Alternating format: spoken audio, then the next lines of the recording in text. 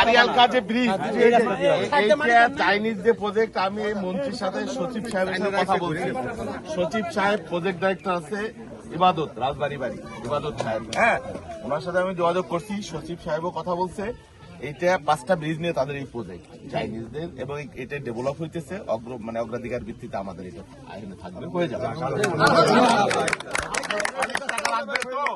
গভর্নমেন্টের পক্ষে এটা খুব ব্যয়বহুল হয়ে যাবে, সেই জন্য চাইনিজরা, আমি বলি চাইনিজরা টোটাল অ্যাপ্রোচ রাস্তা টাস্তা সহ তাদের প্রকল্পের মধ্যে এটা আছে, এবং এটা দ্রুত বেগে